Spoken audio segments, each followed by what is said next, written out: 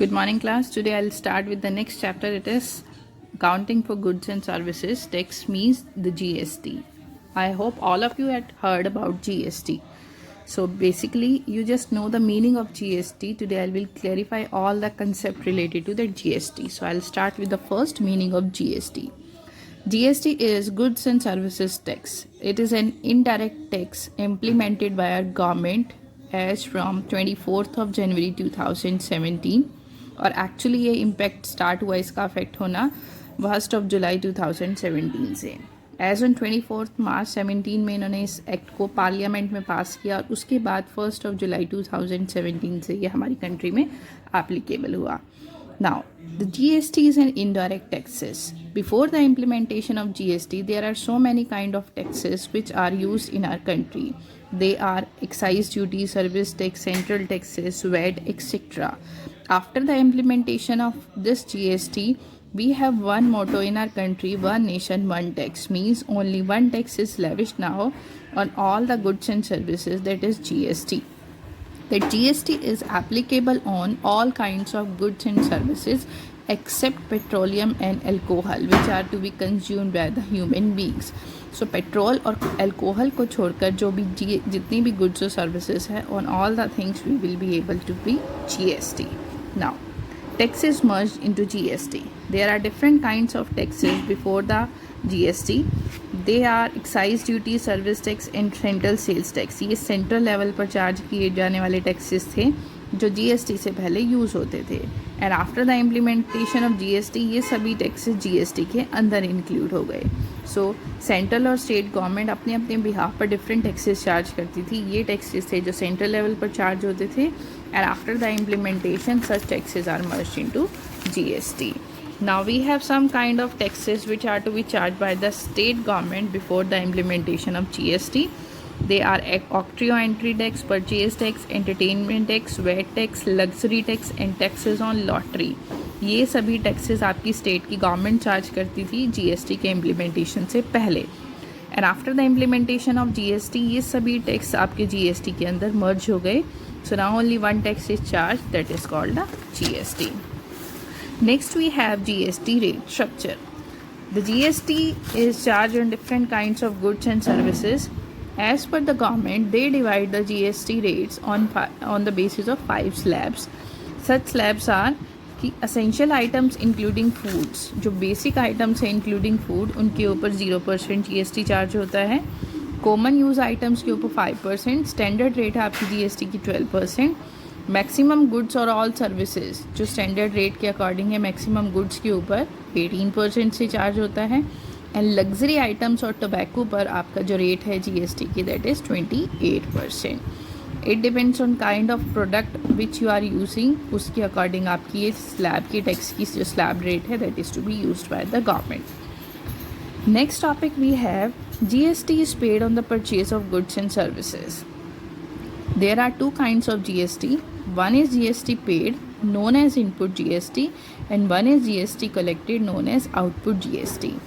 Firstly, GST paid, that is known as input GST. ध्यान से सुनिएगा. When you purchase the goods and services, जब हम raw material की सेंस में कोई भी गुड्स परचेज करते हैं प्रोडक्शन करने के लिए, तो उस टाइम जब आपने जो गुड्स परचेज़ की हैं उसके ऊपर जो बिजनेसमैन है, जो मैन्युफैक्चरर है, जो टैक्स पे करता है, that is called the GST paid. That is also known as input GST. That is to be paid by the businessman at the time of purchase of that goods and service. Next we have one thing GST collected, known as output GST. GST collected is to be received by the businessman, by the manufacturer, जब वो goods को cell करता है from the customer. GST paid किया था manufacturer ने raw material को purchase करते हुए. GST कलेक्ट करेगा अगेन मैन्युफैक्चरर गुड्स को सेल करते हुए. GST paid on purchase is input GST and GST collected on sales is called the output GST. Yeah, the next thing we have the GST paid on purchases. You said कि now a question arise in your mind कि हमने GST जो purchase के time पर पे किया वो businessman के लिए एक्सपेंस हो जाएगा. No, GST paid on purchases is not an expense और not a cost for the businessman, because जितना उसने गुड्स को परचेज करते हुए GST पे किया है उतना वो कस्टमर से गुड्स को सेल करते हुए उससे ज़्यादा यू कैन से वो कलेक्ट कर लेगा. So this is not a cost for a businessman, it is consider as an asset of the businessman. Because for example अगर आप, मैं इसको जर्नल एग्जांपल से एक्सप्लेन करूं कि आपने 10,000 रुपीज़ का रॉ मटेरियल परचेज़ किया और सेम रॉ मटेरियल को आप गुड्स में कन्वर्ट करके 20,000 रुपीज़ में सेल कर रहे हो. So ultimately you can not से कि that 10,000 is a loss for me, क्योंकि वो 10,000 प्लस उसमें कुछ और मार्जिन ऐड करके आपने सेल्स से कस्टमर से पैसा कलेक्ट कर लिया. Same thing we have with the GST कि you paid some taxes at the time of purchase of raw material, that is GST paid. It will be set off against GST collected from the customer. So input GST output GST से set of किया जाता है, इसलिए ये हमारे लिए cost नहीं होता, ये हमारी एक एसेट होती है. That GST collected is not an income for the businessman, it is a part of the liability you can say. Next we have some important notes. The first one is जो भी मैंने term बोली कि that GST paid is not an you can say it's not a cost for the purchaser, but it is also known as the asset of the businessman, क्योंकि आप GST collect से इसको set of कर सकते हैं. Next we have in certain situation GST paid cannot be set off against GST collected. कुछ reverse situation ऐसी होती हैं जहाँ पर आप GST पेड को GST कलेक्ट से सेट ऑफ नहीं कर सकते. उस केस में GST जो आपने पे किया है वो हमारी कॉस्ट कंसीडर होगी. वो कौन सी सिचुएशंस होती हैं? When you are paying any restaurant bill for food and beverage expenses, payment of health insurance, payment of membership fee of a club, repair and maintenance of any building, purchase of vehicle, free gifts to the staff, payment for goods and services for personal use. In situation में हम जो GST पे कर रहे हैं उसको हम cell से कलेक्ट नहीं कर सकते. Next thing we have GST paid is reverse in the following situations. कुछ सिचुएशन ऐसी होगी जिसमें जो GST पेड है या इनपुट GST है वो रिवर्स हो जाएगा. जैसे आप परचेज़ करते हो तो परचेज़ आपकी डेबिट होती है, उसकी रिटर्न्स आपकी ऑलवेज क्रेडिट होती है. तो उसी तरह से उन सिचुएशन में जिसमें आपकी परचेज़ क्रेडिट होती है GST भी आपका क्रेडिट में, मतलब रिवर्स सिचुएशन में आएगा. They are the purchase return, goods taken by the proprietor, goods lost by fire, destroyed by fire, goods given away as charity and free samples. आपको याद होगा हमने जर्नल में स्पेशल एंट्रीज़ की थी. इन सब स्पेशल एंट्रीज़ में आपकी एंट्री में क्रेडिट साइड में टू परचेज आता है. So if the purchase is in the credit side, in that situation input GST is also reversed and it will be shown in the credit side. Next we have following goods and services are exempted from the GST. ये goods और services ऐसी हैं जिनके ऊपर GST charge नहीं होता. They are the payment of wage and salary to the employees, supply of services to the government, electricity and water bill, education services, health services, traveling expenses and interest. इन सभी के ऊपर government की तरफ से GST is 100% exempted. इनके ऊपर GST charge नहीं होता. तो ये जो टॉपिक है 4 टॉपिक, ये आपको लर्न करना होगा कि कौन कौन सी टर्म्स ऐसी हैं जिनके ऊपर GST चार्ज नहीं होता. Next we have some characteristics of GST. The first is GST is a comprehensive indirect tax. As I said कि so many kinds of taxes charged by the government, maybe it is central or state government before the implementation of that GST. तो उन सभी को replace करके एक tax charge किया गया, that indirect tax is known as the GST. Uniform GST rates. As I told you, there are 5 kinds of slabs, may start from 0 to 28%. So there are different rates for charging GST. GST paid is not a cost. Again, the same thing is when you paid GST at the time of purchase of goods and services, it cannot be considered as your cost because it will be set off against the GST collected. GST is a value added tax. Value added tax आपका पहले होता था, value added की हर level पर goods की tax charge होता था, that is known as value added tax. Now that value added tax is replaced with the GST. अब हम सिर्फ GST at the one time pay करते हैं. इसको एक एग्जांपल से एक्सप्लेन करेंगे. For example, A purchase goods for ₹1 lakh and sales are same to B for ₹150. GST rate is 12%. तो जब A ने गुड्स परचेज की 1 लाख की, उसके ऊपर उसने 12% से GST पे किया, it is 12,000.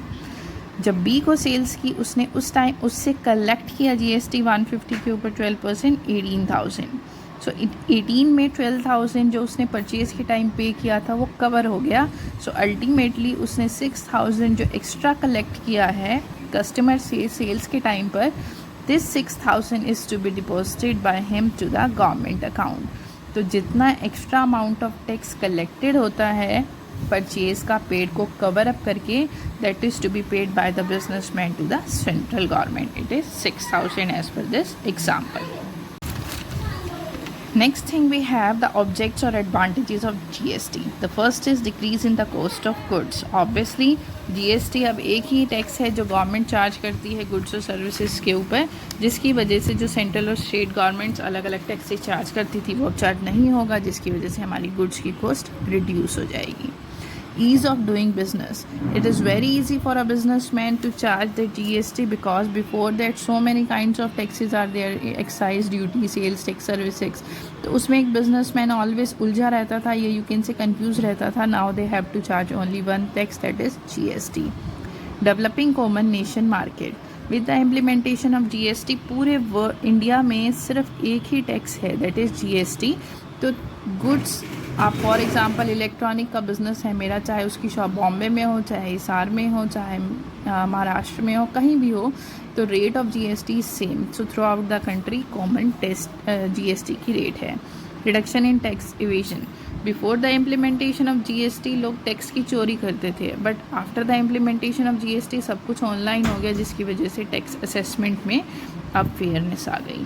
Goods become cheaper as compare to the earlier price of goods and services. Now one tax is charged on such goods and services. Just because of this the goods became cheaper because जो आपकी goods की cost है वो अब production cost हमारी कम आने लगी, जिसकी वजह से goods सस्ती हो गई. Attracting foreign market. With the help of this GST we will attract the foreign investors in our country, जिसकी वजह से हमारी country में foreign direct investment increase होगी. And the last is tax system become more transparent, regular and predictable. क्योंकि अब ज़्यादा transparency आ गई, सब कुछ ऑनलाइन हो गया, जिसकी वजह से अब हमारी टैक्स का जो पेमेंट सिस्टम है वो ट्रांसपेरेंट हो गया. Next topic we have types of taxes under GST. There are 3 kinds of taxes. One is CGST. It is Central Goods and Service Tax. Next we have State GST. It is also known as Union Territory GST. Third we have Integrated GST. It is Integrated Goods and Services Tax. So there are 3 kinds of taxes charged by our government, that is known as CGST, SGST and IGST. CGST is charged by the central government. SGST is charged by the government of your particular state. जब हम एक ही state के अंदर कोई भी business करते हैं, for example Haryana to Haryana अगर गुड्स को परचेज़ और सेल किया जाता है, उस सिचुएशन में स्टेट GST या SGST चार्ज होता है. Integrated GST charge when we are doing business with the another state. Means Haryana company wants to deal with the Rajasthan company या राजस्थान मैन्युफैक्चरर.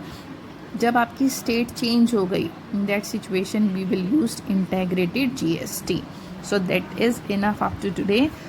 आप लोगों को मैं इसका प्रैक्टिकल सेक्शन नेक्स्ट वीडियो में स्टार्ट कराऊंगी. It's very very very important and little bit difficult also, so that उसके लिए आपको ये जो मैंने थ्योरेटिकल सेक्शन आज की वीडियो में आपके साथ डिस्कस किया है ये क्लियर होना बहुत ज़रूरी है. बिकॉज़ अगर आपको ये क्लियर नहीं होगा तो आप लोगों को बहुत ज़्यादा प्रॉब्लम आएगी GST को समझने में. Because again I said it is not so easy, it is little bit difficult concept. So before the implementation of the next level या हम नेक्स्ट लेवल पर पहुंचने से पहले it is compulsory for you to read out the theoretical section and clarify your doubts with me if you have any kind of doubt when you are reading this concept. So please read out the chapter thoroughly so that जब मैं next video में आपके साथ इसकी journal entries और question discuss करूँ तो आपको ईजिली समझ आ जाए. Up to that take care and good bye.